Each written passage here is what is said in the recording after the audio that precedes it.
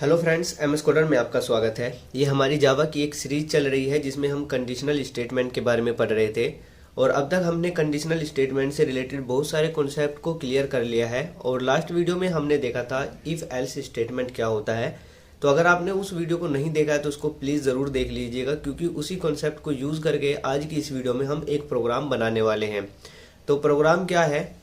Right a program to find greater number among 3 numbers. मतलब हमें एक ऐसा प्रोग्राम बनाना है कि हमारे पास 3 नंबर होंगे और जब हमारा प्रोग्राम रन होगा तो हमें आउटपुट में वो नंबर शो होना चाहिए जो ग्रेटर है, यानी कि जो सबसे बड़ा नंबर है। तो चलिए स्टार्ट करते हैं इस प्रोग्राम को विदाउट वेस्टिंग एनी टाइम। तो सबसे पहले हमें क्या करना है, एक क्लास को बनाना है। तो क्लास किस तरह से बनाते हैं? सबसे पहले लेते हैं हम पब्लिक कीवर्ड। तो यहाँ पर ले लेंगे हम पब्लिक, और फिर हम लेते हैं यहाँ पर क्लास कीवर्ड। एक बात हमेशा याद रखिएगा कि ये दोनों क्या है, एक कीवर्ड है, और कीवर्ड का जो स्टार्टिंग का लेटर होता है वो हमेशा स्मॉल होता है। और फिर हमने अपने क्लास का एक नाम लेना है। तो क्लास का नेम ले लेते हैं हम यहाँ पर एग्जाम्पल। एग्जाम्पल हमारे क्लास का नाम होगा। और हमारी क्लास की जो ओपनिंग ब्रैकेट होगी वो हम यहाँ से स्टार्ट कर सकते हैं या फिर हम नेक्स्ट लाइन से भी स्टार्ट कर सकते हैं। और इसके जस्ट बाद हमें अपना मेन फंक्शन यहाँ पर डिक्लेयर कर देना है। तो मेन फंक्शन को किस तरह से डिक्लेयर करते हैं? सबसे पहले लेना होता है हमें पब्लिक के बाद स्टैटिक, और फिर हमें यहाँ पर वॉइड मेन, और इसके ये जो राउंड ब्रैकेट है यहाँ पर आपको लिखना है स्ट्रिंग, और ये हो जाएगा आपका स्क्वायर ब्रैकेट, और यहाँ पर लेना है आपको आर्ग्यूमेंट्स। और फिर इसी तरह से आपको अपनी जो मेन फंक्शन है इसकी बॉडी को स्टार्ट कर देना है। आप बॉडी को यहाँ से भी स्टार्ट कर सकते हो या फिर नेक्स्ट लाइन से भी स्टार्ट कर सकते हो। अब हमें देखिए करना क्या है, हमें 3 वेरिएबल लेने हैं। मतलब हमारे पास 3 नंबर होंगे, तो उन नंबर को स्टोर करने के लिए हमारे पास क्या होने चाहिए? 3 वेरिएबल होने चाहिए। तो हम यहाँ पर इंटीजर टाइप के 3 वेरिएबल ले लेंगे। इंट ए, एक ले लेंगे हम बी, और एक ले लेंगे हम सी। अब देखिए ए के अंदर हम एक वैल्यू असाइन कर देंगे कुछ भी, इसी तरह हम बी के अंदर वैल्यू असाइन कर देंगे और सी के अंदर भी वैल्यू असाइन कर देंगे। एक बात हमेशा याद रखिएगा कि जब भी हम किसी वेरिएबल के अंदर कोई भी वैल्यू असाइन करते हैं तो वो वैल्यू हमेशा आपका जो वेरिएबल है उसके राइट साइड में होगा। तो यहाँ पर हम एक वैल्यू ले लेंगे 10। तो यहाँ पर ये देखिए, ये जो 10 है ये इस ए के राइट साइड में है।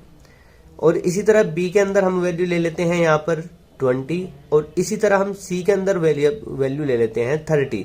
और इनको हमने सेपरेट कर दिया है कोमाज लगाकर, और लास्ट में हम यहाँ पर यूज कर लेंगे सेमीकोलन। तो यहाँ तक आते आते हमारे पास 3 वेरिएबल होंगे और उन वेरिएबल के अंदर 3 वैल्यूज आ जाएंगी। अब हमें उस लॉजिक को लिखना है जिस लॉजिक की हेल्प से हम ये पता लगा पाएंगे कि हमारे वेरिएबल के पास जो वैल्यू है उनमें से ग्रेटर कौन सी है। तो आपको पता होगा कि हम डिसीजन लेने के लिए या फिर कंडीशन लगाने के लिए हम क्या यूज करते हैं? If statement. तो यहाँ पर देखिए सबसे पहले हम लिखते हैं इफ कीवर्ड, और इसका जो यहाँ पर ये जो राउंड ब्रैकेट है इसको हम पैरेंथेसिस भी बोलते हैं। इसके अंदर हम लगाएंगे कंडीशन। कंडीशन क्या लगाएंगे? हम चेक करेंगे क्या ए बी से ग्रेटर है। तो हम यहाँ पर लगाएंगे ए ग्रेटर देन, इसको हम बोलते हैं ग्रेटर देन। किससे? बी से। क्या ए बी से ग्रेटर है? और उसके साथ साथ हमें क्या चेक करना है, क्या ए सी से भी ग्रेटर है। तो यहाँ पर लगाएंगे हम ए ग्रेटर देन सी, और बीच में हम ले लेंगे यहाँ पर एंड ऑपरेटर। इसको बोलते हैं हम एंड ऑपरेटर। ये एंड ऑपरेटर क्या करता है? ये कंडीशन को चेक करता है। अब ये चेक करेगा क्या ए बी से ग्रेटर है, क्या सी से ग्रेटर है। अगर दोनों कंडीशन इसको ट्रू मिलती है तभी ये ट्रू देता है एंड ऑपरेटर, अदरवाइज ये फॉल्स दे देगा अगर इसको एक भी कंडीशन यहाँ पर फॉल्स मिल जाती है। और ये फिर आपका हो जाएगा यहाँ से इफ ब्रैकेट का इफ जो स्टेटमेंट है इसका ब्रैकेट यहाँ से हम स्टार्ट कर देंगे। और अगर ये दोनों कंडीशन यहाँ से ट्रू हो जाती है तो हम यहाँ पर क्या प्रिंट करा देंगे? System dot out. Message print कराने के लिए हमारा स्टेटमेंट होता है system dot out dot println, और यहाँ पर हम डबल कोमाज के अंदर लिख देंगे A is greater, A is greater. और इसका जो ब्रैकेट है इफ का ब्रैकेट उसको हम यहाँ पर क्या कर देंगे? क्लोज कर देंगे।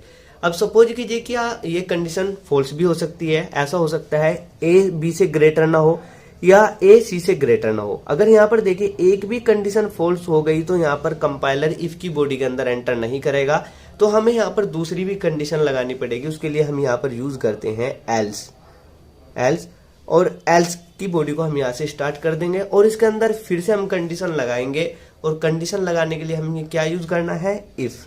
तो यहाँ पर हमने इफ कीवर्ड लगाया और इसी तरह से इसका हमने पैरेंथेसिस लिया। अब हमें क्या चेक करना है, क्या बी ए से ग्रेटर है, बी ग्रेटर देन ए और बी ग्रेटर देन सी, और दोनों को चेक करने के लिए हम यहाँ पर लगा देते हैं एंड ऑपरेटर, और इफ की बॉडी को यहाँ से हम स्टार्ट और क्लोज कर देंगे। और यहाँ पर क्या प्रिंट करा देंगे मैसेज, अगर ये दोनों कंडीशन ट्रू हो जाती है तो यहाँ पर हम मैसेज प्रिंट करा देंगे system dot out dot println, और मैसेज क्या जाएगा यहाँ से, B is greater, B is greater. I hope कि यहां तक आपको समझ में आ गया होगा।